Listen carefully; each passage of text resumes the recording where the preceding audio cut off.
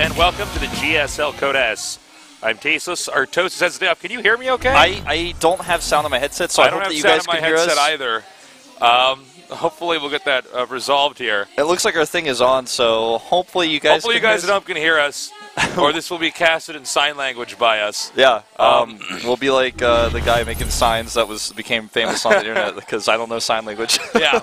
So, yeah, our toast is gone. I haven't cast with you in a little while. Yeah, man. It's been a really long time since I've commentated Code S in general. I'm glad to be here, and I'm honored to be cast alongside you. Dude, it's going to be a lot of fun, man. How's Pro League going, by the way? It's going pretty well. I've been enjoying it a lot, and everyone's always wondering where are the Terran players because there haven't really been very many. They're all gone, man. There's not really any Terran players. There's not really any Terran players here. We just have one today. Yeah. I hope that lasts. Yeah, I hope that lasts too. I mean, we only had 3 Terran players in Code S. Yeah. There have been several weeks of Pro League where there's just like no Terran players fielded at all. Terran is in a weird spot right now. It's funny because, you know, we've been casting StarCraft II for over 3 years now. Yeah.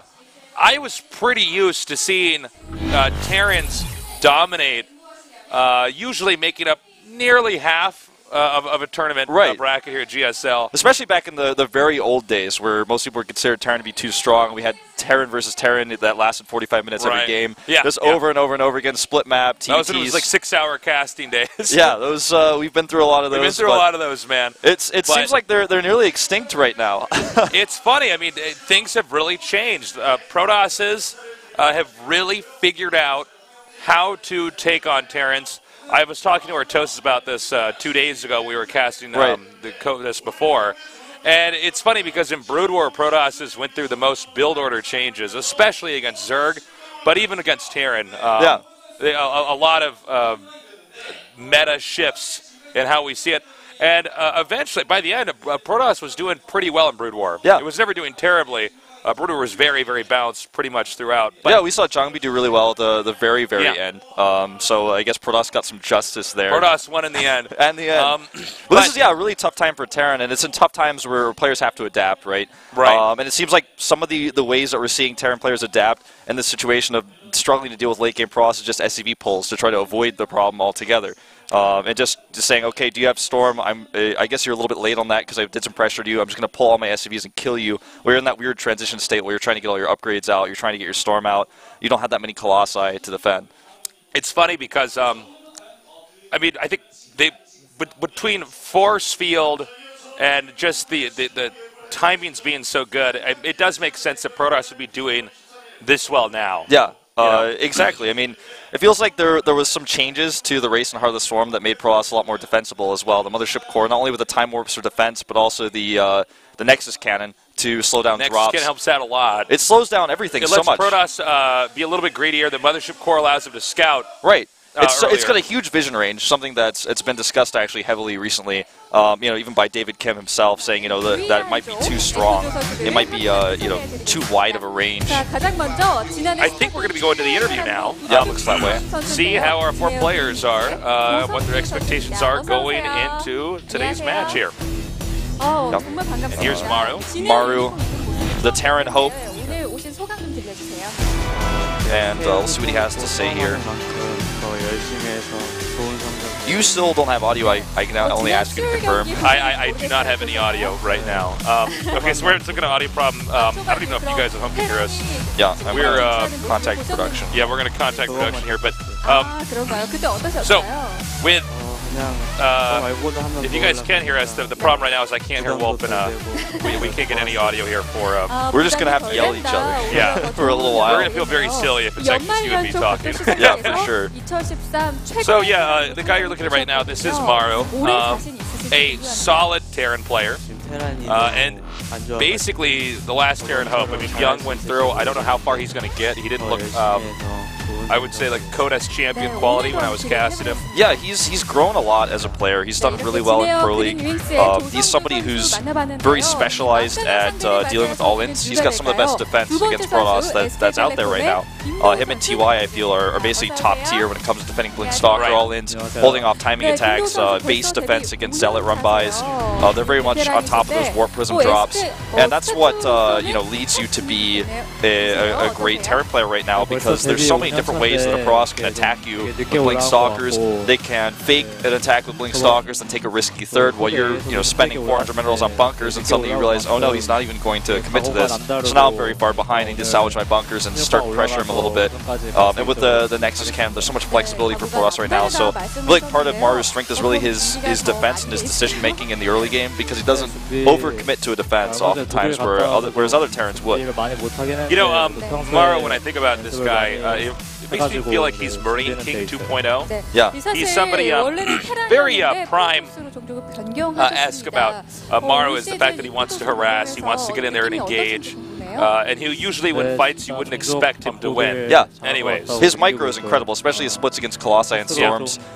He's made attacks work on third bases that, when I'm watching him Pro League with Brendan, I'm looking at this and I said, there's no way he's going to make this attack work. I've even seen him disarm somebody on 2 bases just with a drop and an attack in the front, which normally at this caliber of play doesn't really happen. Incredible results, right? I mean, even theoretically, when you have somebody that good, they should be able to hold 2 bases. The 3 bases is where there's enough space, where they're spread out enough, and usually you're short enough on units that you can do those kind of harasses. But I feel like one of the differences between Maru and Marine King really is that Marine King he became too predictable, he became too greedy, whereas Maru, I feel, has changed his playstyle a lot. He's always aggressive. That's one thing you can always say about Maru, but he's never too greedy, and something that really bit Marine King was that he would just always go CC first, and he would die to early pools sometimes. Yeah, there was a little bit of predictability there with his openings. Yeah, for sure. And we've basically seen Maru change things up a lot, and his defense is really, really solid.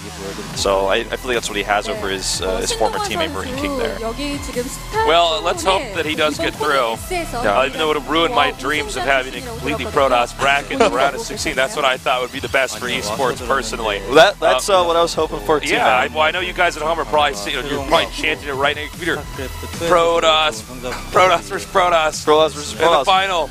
I know everybody wants to be able to dissect Protoss versus Protoss, the matchup at the highest level. If we had a round of 16 of Protoss, this is true. This would be a great way to learn PvP. Everybody would know Protoss versus Protoss inside and outside, backwards and forwards. The matchup would be basically solved. Yeah. So. Hopefully you guys can hear us. We still don't have any update on... We'll probably have this solved in the middle of Game 1. Yeah, I would expect so. We can only hear each other right now because we're next to each other. I don't hear him in my headset. Yeah. So, same for you. So, yeah. Anyways, Protoss just really kicking ass. The Zergs are doing well. Zergs are doing pretty well compared to Terrans. There's very few Terrans, so it's hard to look at the sample size of 3 Terrans and judge how well they're doing. You got to keep in mind the seasons of GSL before, what were we really seeing a lot of? It was more and more SCV pulls, right? Now, that's a very strong attack, and you can't hold it against Terrans for doing that, but here's the problem. To have one specific timing like that, eventually Protosses are going to figure out some kind of a solution. Right. We've seen a lot of Terran players do this, like Innovation and Bomber, just a while ago, before Terrans really started to have their struggle period. And sometimes Protoss players make 6 cannons at their Nexus because they're like, well, I'm just going to hold this a little bit longer. I'm going to use Time Warps. Time Warp got nerfed recently, so it makes it a little bit tougher to hold these pushes. But you have a bunch of cannons there, and you buy enough time for Storm, you have your High Templar on the high ground. Or if you have a Warp Prism with High Templar and you come in for the flank. Basically, the key is, do you have Storm or not? If you don't have it, you're out of luck most of the time. You're going to be fine. And we've seen some cases where the players get the timing wrong, and the SCVs get pulled, and then, oh no, Side Storm, and now I lose. It's just a balancing act. In your opinion, when we see a TVP here, obviously Maru playing, will there be SCV pulls from Maru? I don't feel like he does that as much as some of the other players. Yeah. I think he's going to do it probably one game. And maybe even the first game. But the rest of the games, I think he's just going to play more reactionary. Especially how it's been in Pro League when Maru plays. He kind of just defends whatever the Protoss player is throwing at him. And then after he's done that, he's so far ahead that he just plays a standard straight-up game. His splitting is so good with his Marines. His macro is impeccable as well. He's not afraid to take a third base because his defense is so solid. He'll put bunkers up in his third base, make sure Zealot run-bys are not a big problem for him. He'll have Vikings, 1 or 2 of them, make sure Warp Prisms can't get into his main base, for example. That's really important, by the way. Yeah. We've seen a lot of Terrans lose just from solid harass like that. Exactly. It looks like the interviews are done now. Our players are going into their respective booths, and we'll be starting this pretty soon here. Yeah, I think so. I mean, do you think Maru can do it today, in your opinion? Yeah. I didn't think Byung was going to get through. No, neither did I. That was 2 days ago. That was my only prediction, actually, that's been incorrect so far. And I looked at it and I was like, Byung was the last player I expected to get the round of 16, to be honest. Just not only because he's not a big flashy player you expect to do well, but because also how well Terran is doing, or how well they're not doing right now. Yeah, well, Byung's kind of like in the shadows here. And, well, here are our 4 players: Maru, Classic, Hydra, and Symbol. Starting things off, we'll have Maru and Classic. Hydra is, of course, down there to the bottom left, and he'll be facing off against Symbol in a Zerg versus Zerg in our first match here. So, only time will tell which one of these players is going to go to the winner's match from Okay, so I got first. an update. We're going to have the sound problem resolved. Okay, good, because it's... John is on the case John right is now, on the case, man. saving the day. This has actually been a... Somewhere somebody spilled coffee on an electrical board, and there's electricity coming out right now. And this is basically John's what going to have to take 2 detached wires, okay, and hold on to each end and have the electricity go through his body. So that we can get the right audio on our headset. I mean, now I have a really good idea of what it might be like if I was really, really hard of hearing to commentate StarCraft. So, in case you're new, we always do this every time because we do get new viewers here for StarCraft 2. The way this works, if in our first series it's a best of 3, if they win that, they're going to go to the winner's match. That's the 3rd best of 3 today. Yeah. If they win that there, then they move up to the round of 16 because this is a group format. Let's say the player who plays first loses, then he goes to the loser's match. Yeah. That's our 4th best of 3. And if he wins in the loser's match against whoever lost in the second best of 3, then we go to the final match. Exactly, to decide the second player who's going to make it. I've been trying to figure out the easiest way to explain that. I'm not quite good. I mean, it's like a... You basically have 2 starting matches, then the winners go to winner's match, losers go to loser's match, losers are out. Whoa. Winners are... The winner of the winner's match goes in. Much, much simpler. Very good. And then the player who loses the consolation match is out, and the winner is in. So, and 5 best of 3s no matter what. No matter what. And, you know, a lot on the line here. These guys want to get to the round of 16. Just keep getting closer and closer to actually... This is the most stressful part of Code S, right? I mean, it's really difficult. It's the first step, and you're in a group of really, really talented players, and you just want to get to round 16 to secure your spot for next season, even. Yeah. And not it's fall not into just Code about A. this season here. There's actually a lot more on the line too. Yeah. And the prize pool was changed a lot recently, so it's very, you know, most people would argue top heavy. So you really want to go as far as possible to get that money. We don't have as many Code S's, by the way. Yeah. As usual. So, I mean, not as many opportunities to try to be the best in the world. Right, and especially if you're not playing in Pro League, for example, like Symbol. He's not really traveling overseas all that often. If he loses here, then how does he show off his skills to his fans and the rest of the world? Yeah. He was about to be teamless, in fact, because Azubu is disbanding. That was announced recently. So he's teamless, needs to impress some people, and if he loses here, he's not playing any matches for several months, not playing in Pro League. That's a lot of downtime, man. Yeah, it's a lot of pressure. It really, really is. You look at somebody like Maru, and he's the Terran hope, but if he loses, he's still going to play in Pro League. He's still going to be considered to be a top-notch player, and he's probably going to get back in. He's still got a great team behind him. He's got a lot of support. But if you're teamless, you know, you have no support, and you're losing, you can't show matches, what are you going to do? It's really, really tough spot to be in. It looks like our 2 players are now ready here. Maru, one of only 2 Terrans left here in the GSL.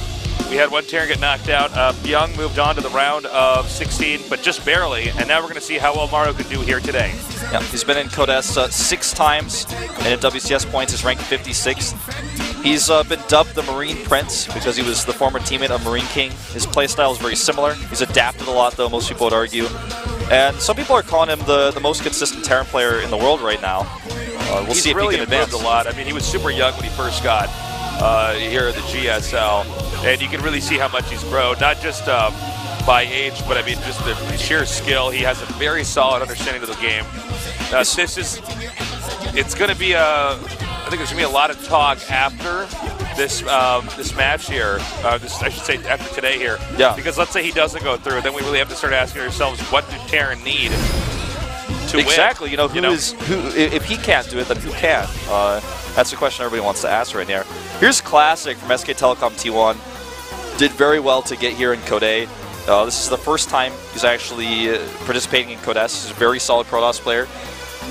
I actually think Maru can beat him, though, in this first match and advance to the winner's match, because he's really good at TVP. I think he's going to surprise some people here in this best of 3. He's really solid. Got to respect any Kestrel players. Oh, for sure. I know, you know, it started out, and we still had a lot of, when we started out with StarCraft II, we still had a lot of pro gamers that were actually playing StarCraft 1 still. Yeah. Now that game does not have the same competitive scene that it had before. Right. And so a lot of these guys had switched over to try to make it here in StarCraft 2. Exactly. Classic is one of those guys. I feel like he's finally come into his own. This is his first Code S. And the transition is complete. You know, for all these Brood War players, basically there's nobody who's still rusty at this point. Yeah. Everybody has advanced to StarCraft 2, and they're very familiar with the game. We have a new expansion, and they've all basically mastered it.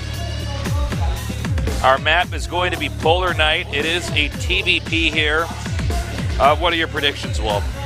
I think Classic is possibly going to do an all-in on this map because it's a two-player map. I don't think he's going to do that very obvious Stargate proxy behind the natural. We see a lot of Pros players try to do that because it's a very easy proxy location to do, but it's very predictable. I feel like a lot of those strats get used when the map first comes out, and then eventually you experience it enough, especially on the ladder, for instance, you probably just, it gets naturally pushed out of the metagame. And now our game is loaded up. Here we have Maru against Classic. The winner goes on to the winner's match here at the GSL Code S.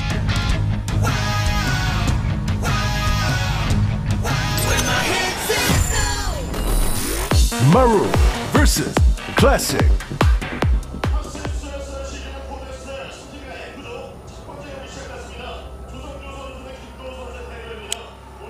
All right. Well, Wolf. we don't have player announcements. I guess this is my first time at the casting we changed GSL. it. We have the player announcements, but we do it at once with the player. You know, Yeah, right. So you don't actually have to, have to fly in.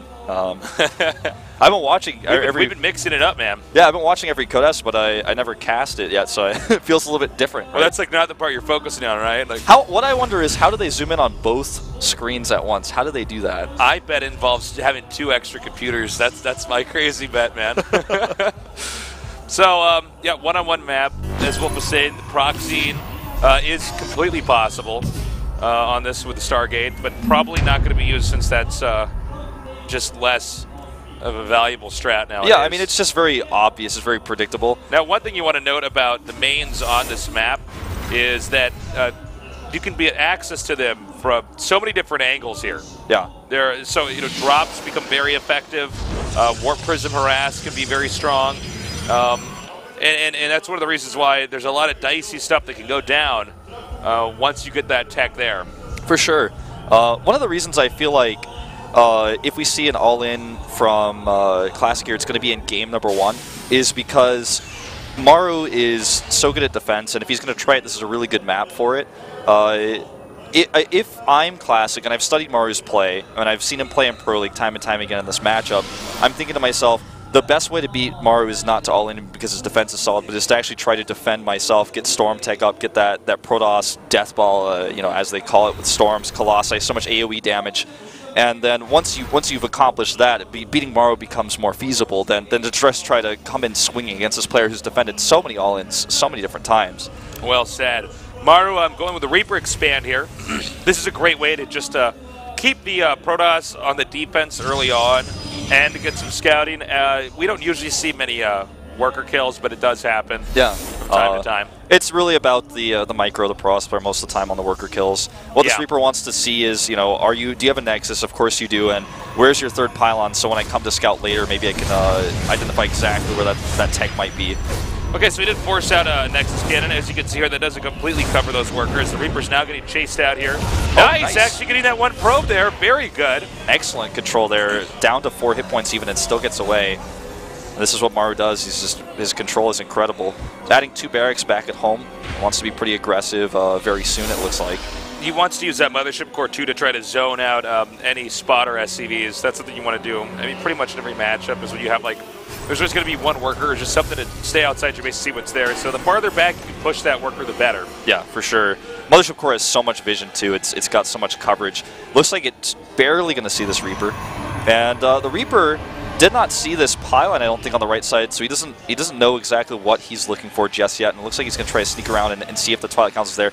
I mean, this is what I expected to see on this map. Blink Stalkers of some sort against Maru on this very first map, but it's a 2-player map, and Maru's now going to try to scout. Just like I was saying, you can do a lot of harass by by air, and Blink Stalker's counting that. Now the Reaper did get by here. Doesn't look like he's going to be able to get out, but he did spot that Twilight Council. Oh my god! That was so crazy. close. I think he got really stressed out because the Reaper was in his base and then he wasn't paying attention. Yeah, he wasn't quite paying attention. That would have been disastrous if Classic had lost that Mothership core early on. This is cool what Classic is doing. After he's been scouted, he's killed the scout, he decides to switch it up completely, starts a Forge. It's not going to be doing a Blink Stalker timing. And this is what we talked about earlier, about how a Protoss player can get in the mind of a Terran player, make him overreact, make bunkers, and be on the defensive, and then go into a completely different route. It's very difficult for the Terran player to refuse to make the bunkers because that's just asking to die. Yeah, absolutely. Stalker's now coming out here. We do have the Forge about to finish here. Now, Protoss really needs to hold this off until Stim gets done. Yes. Once Stim is done, the Terran player not only feels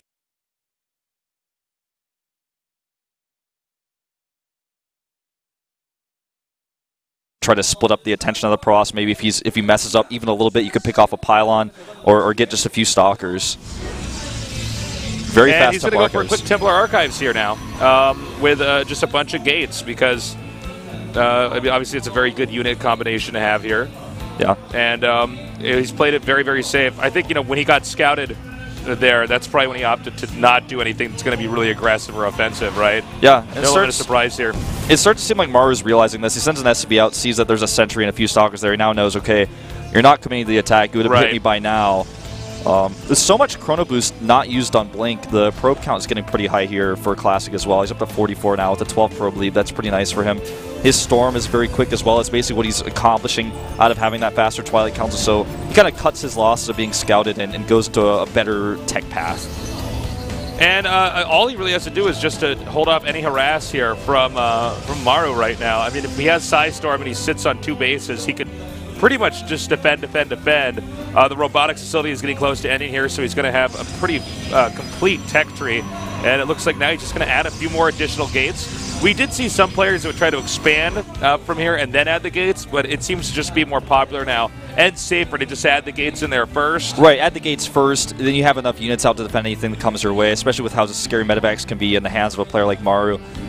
Playing Protoss versus Terran these days, if you're not doing it all in, it feels like you're just trying to put 3 sides of a triangle together. The first part is your upgrades, the second part is Storm, and the third part is Colossi. And once you have those 3 things put together, then you have a solid late-game army where you don't have to worry about the Terran player harassing you anymore. You just have to win battles. So you play very defensively, and in Classic's case, extremely defensively. He has a ton of gateways ready here before he takes a 3rd base. He might even decide to attack here. I mean, he's getting charged. He could go for a Storm drop if he wanted to. He could also just use that Warp Prism to wait outside of Maru's base, and then from there what he can do is just try to warp in a Nexus. If he sees a Terran leaving, that's when he would send the Warp Prism in and start warping in tons of Zealots. Yeah, and Protoss on 5 gates right now, he could definitely get a substantial number of Zealots in there. He's adding cannons at home too. He's just playing extremely safely. And we have that Warp Prism coming around here. Yeah, let's see what he decides to do with gates, it. Excuse me. I think he has a High Templar on there if I'm not mistaken. Yep, that should most certainly be a High Templar. And it's like, this is one thing about Polar Knight is it's really easy to get harass off. Yeah. Because you can basically hit from 360 degrees. Exactly. Maru's going to attack. Meanwhile, though, at the same time, Storm goes down here. Completely whipped Storm. Yeah. I mean, that just bruised a medevac. Yeah, that was not ideal. Not even close. Uh-oh. Hello, indeed. That spotter depot did its job before it was even finished. Yeah, right. And let's see. I mean, he's got the Warp Prism there just threatening. And Maru knows about this, so he's got to keep a few units at home and drop in the main base. Meanwhile, will the Storm hit? Not quite. Oh my God! Miss. Completely whipped Storm there again. That's he's 0 for 2 right now with Psystorms. Oh, that one is good Ouch. though. He's got to get out of there. Yeah, no, he picks up and goes ahead and leaves.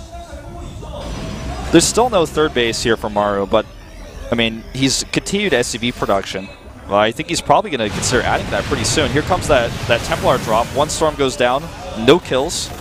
Now, that was, I mean, beyond hurting the SCVs, excuse me, it's simply, I mean, it's just not enough. He needs to do a lot more than that. Now, also note there's a cavity in the bottom left side of the map, so you can even park the Warp Prism over there. That's another way that you can kind of abuse your opponent on this map. Exactly. I mean, if you don't have Vikings, you're not going to get that Warp Prism. It's just going to be over there constantly. Third base is dropped first, actually, for Classic before Maru. Something that Maru spots instantly with that Marine he had over there waiting. Did we see this? He didn't make a command center anywhere in his... Okay, there it is. Okay, there is a command center making. Yeah. So he's just started that as well, and this Marine will actually be cleaned up. What's really curious is actually that Maru has 56 SCVs to the 50 probes of Classic. This almost never happens because of Chrono Boost as a Protoss player. And if you think about that plus mules, I mean, he has so much in He's got a real engine behind him to make a lot of Marines and Marauders and Medevacs. We have another drop coming up here to the main. He does scan and sees there's no army present there. This could get into a weird trade-like scenario. Now Maru dropping over here at the entrance. Another attack coming down here, though, just below the third. Yeah, he has to be very careful here. That's a lot of Zealots over there. And another storm goes down. These storms have not been the best here for Classic today. Yeah, they've been a bit lackluster. We have a Maru microing now on two fronts. This is Maru's point to do some real damage here, and he's starting to chip away at some of these Zealots, just kiting them back. There's no Templar here. He's got those Medevacs working to heal him. And the third base is very exposed right now as well. He could try to run in there again. All right, Classic is pushing Maru back now. Maru's regrouping here in the center. Supplies virtually even right now, although Maru has not landed his third command center. Now, half those Medevacs are empty, the other half are full. The full group going now towards the main here. There is, I would say, ample defense there between the Zealots and the cannons. Yeah, I mean, he's got more units coming in the main base now as well. The third base is under attack, but he's just getting shut down again. Maru is spread pretty thin here, to be honest. I mean, I think he needs to get back and regroup. The big problem for him is he's never landed his third command center. So without a third command center now, he's got to continue to do some sort of damage, or else the Protoss' economy lead is going to get further and further ahead. Even though he's down, or he was down on workers for a long time, the saturation is really working in his favor right now.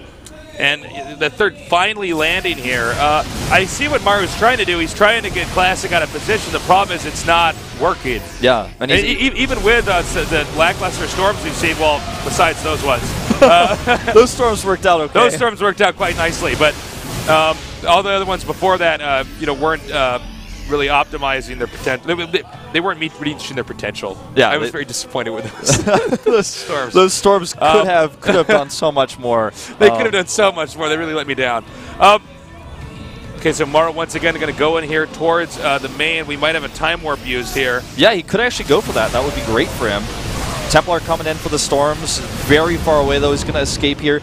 The key is that Maru is doing a little bit of damage, but not losing anything. If he was doing a little bit of damage and starting to lose some of his drops, that would cost him too much in the long run. Okay, and now Classic's going to push forward here and attempt to get the third to lift. The Zealots are coming down here now. Maru kiting quite nicely and now getting a very nice spread here on those Protoss units. But a storm's going to come down here, and a storm that hit from behind now. Yeah, and he's actually pushing this back quite nicely. Those are really good dodges. Up to drive that back. Yeah. It was really nice dodges on those storms. Now he's starting to pick off some of the Templar here. Man, he's just got to keep these units alive. As long as they have even a little bit of hit points, eventually they'll be healed up by those Medevacs. And Maru's getting some real momentum here, fighting this army very nicely. Another great dodge on the storm. And the Classic storms have really picked up here, but there might just be too many Marauders here in this army. He's just kiting so well, and look at these splits again, dodging the storms left and right. Just gets out of the storm instantly. The Medevac's still alive here. Not a lot of anti-air to actually finish them off, so they're constantly alive. He's always got reinforcements. He's got that defender's advantage, and Classic is being whittled down here a little bit. It looks like that Immortal is going to get sniped down, and it does. Reinforcements have gathered up over here. And 2 more Immortals is going to help out a lot. Yeah. I was wondering if he was going to get any more of those because, honestly, he needs something to answer to these Marauders. Exactly. I mean, just adding a few Immortals in with your robotics can be so useful. It's a very Marauder-heavy composition as you want as a Terran player because Marines can't tank a lot of storms, right? So you need to have a very Marauder-heavy composition. They do very well against Zealots as well with the kiting ability. Big drop here on the main base. It looks like Classic's actually out of position this time. And now tearing down that cannon. He might be able to do an ample amount of damage here. Now going for that Nexus. Yeah, what's the Mothership Core doing? There it goes finally. Does get picked off. I think he's still maybe going to get that Nexus. It's very low. He will. Nicely done. He's got another army coming over to the third base. He's really taxing the multitasking of Classic right now. Look at the supply. Maru is just starting to pull ahead because he's being so resilient with his army. He's not losing things. He's even repairing look at Medevacs. That, man. Oh my god. We don't really see that. I know. And on the field in battle here. Now, he does get a pretty well-blanketed storms here to keep Maru out. That will also buy him time for the rest of the reinforcements to get up here. Picking off another Templar. That's so much gas lost here. And the economy is in shambles right now for Classic with no Nexus. The main base is rebuilding that. More medevacs going in the main here, which is going to draw some of the Frost Army back, which allows him to kite here. It's so key that he keeps those medevacs alive. Without that, he can't continue to trade like this. And that's why, you know, those SCVs are so nice to see. Okay, he's now going to try to engage Maru. Maru was not on top of his army, babysitting at that point in time. And the Archon's got some very nice hits up along with the Immortals too. And it does look like Classic's actually going to try to bring this all the way back to Maru's third here. Yeah. Can Maru kite well enough? So far, so good. But more Zealots and Templars are now grouping up here with Classic's army. It's just that, you know, what happens when you're chasing as a Pros player, the Templar is so slow they can't keep up. So you need those storms. So there always becomes this moment where the Terran player suddenly turns you around and you have to wait for those really key storms to win the fight, because without that, oh, ouch. Well, that's going to end the harass over there, which should allow Classic to focus all of his energy right now on pressuring this third here. The splitting from Maru is incredible. Exactly what you'd expect from somebody who's called the Marine Prince, you know, because a Marine King splits. Those Templars, actually getting shot down here. He does have some Archons coming out now, but the Immortals just taking too many hits right now. The Zealots seem to be tanking, but they're not tanking from down here in the bottom. The Archons continue to push forward now. He's losing the third is actually out of commission. Yeah, he's losing so much of his army here. Finally, the reinforcements come through, but the reinforcements of Classic are coming through here as well. I really like the Immortals, a nice touch to his army. And Maru is pushed all the way back to his natural. He's hiding behind his Ghost Academy. That's how far back he is. Finally going to push this back, but the damage has been done, and the momentum is definitely in Classic's favor right now. He's just trashing this third base. He owns the place right now. Yeah, you can see Maru now at his second, just trying to defend as Classic pushes him back. Or Classic now regrouping, going to probably go in and dive in to try to wipe out the third air. It is at half health. He is mining from it, Maru is, but that might change shortly here. Maru is now lower in supply here, and we had a pretty scary warp and just now come in here with a lot of Templars here. He has 7 high Templar right now. Yeah. Look at the worker economy alone, 74 to 38. Maru needs, you know, he needs to... Well, the other thing is that his second's almost wiped out here, so if he can't mine from here, that's basically checked. Yeah, I mean, he can't even mine from his third base. He needs to relocate maybe to the backdoor expansion, but to do that, he has to kill the rock, something he doesn't have time to do because the Protoss army is not giving him any time charging in right now. I don't know if this is necessary for Classic to do right now. This may be an overextension here, which is the last thing you want to do in a situation like this. Yeah, a few Ghosts coming out to help out. Storms go down. They're decent here. He's just got so many high Templar tastes. I mean, I don't see him holding here. All right, the Zealots are now tearing through here. SCVs being used to defend, knocking the SCV number down to 20 here. Just way too many Archons now doing so much AoE damage. The Immortals clean up the rest, and that's going to be game here for game number 1. Classic will take this. Just switching up his tech, playing the late game. Yeah, nicely done there. So this is 7 SCVs since 73. Wow. So, you know, from here, yes, Maru did push back that attack, but, I mean, what options does he really have? He has about as many workers as you have when you start a game with StarCraft. Exactly. I mean, even with mules, it's not going to be enough. He's basically trying to command an army of medevacs here. His ground army is basically toast. Storms go down left and right. And, I mean, I think he has to type out here. What can he do? A Warp Prism is on top of his third base. Yeah, I mean, the Zealots just continue to drive back these Marauders as they stim and re-stim here, kiting that melee attacker, the Zealots. And that's going to be a GG. GG. Nicely done there by Classic. 1-0 against the only Terran left right now in the round of 32. He didn't make a single Colossus that game. Nope, he made never did only it. Immortals. Entirely. Yeah, he just made Immortals and High Templar, and Maru never got the momentum he wanted to with those drops and with those attacks, and that started to cost him a lot. He looks very frustrated, as you can see here. Well, you know, you can see that what Classic I identified about Maru's playstyle was that he is going to be aggressive when you're on 2 bases, you know, before you even get on 3 bases. So what does he go for? He goes for Storm and Immortals and Cannons. Yeah. You can't really harass your way into that set of defense. He never took his third command center until it was just, I feel, frankly, too late. You know, he had the control of the map. He had Classic back against the wall defending. He was defending well, but he could have utilize that map control to take the third base faster, get a better economy, ghosts out faster, because high tempo were his problem, but he never had ghost tech to answer them. Right, exactly. Looks like the map pick is going to be Heavy Rain. Interesting choice. You ever play the game Heavy Rain? Yeah, I played that with you a little bit, actually, so long ago. Oh, yeah, that's right. You were there for some of that. Yeah. Did you beat it? Did we beat that? Yeah, we beat that game. It was a great game. I really beat that enjoyed game it. a few times. It felt like watching a movie. Well, yeah, I hope they make more games like that. There's Very always some creative. uncultured nerd that tweets me. He's like, that game wasn't very good. I'm like, oh, God. This I is liked it. It was unsophisticated nerd who would think that game's not worth playing. Definitely a lot of thought into that. I mean, It's a peasant nerd is what that guy is. Peasant nerd, Peasant indeed. nerd. Tastes doesn't have time for you, peasant nerd. That's how you got banned on my Twitter he account. only reads PC Mag. He doesn't know anything That's about right. He literature. doesn't know. He doesn't know about class. gaming and art. Heavy Rain was a great game. It was awesome. So man. this is the map that Maru picks. Yeah. Let's see how Classic does on this map. Yeah, once we get into the game, I think we could talk a little bit more about the aspects of the map that makes this a surprising pick for Maru. All right. Maru, our last Terran so far, not looking too hot. Don't think it's Maru's fault. I think Terran right now, as the race is just having a hard time. Let's see if he can come back and turn this around, or if Classic's going to go into the winner's match here at the GSL.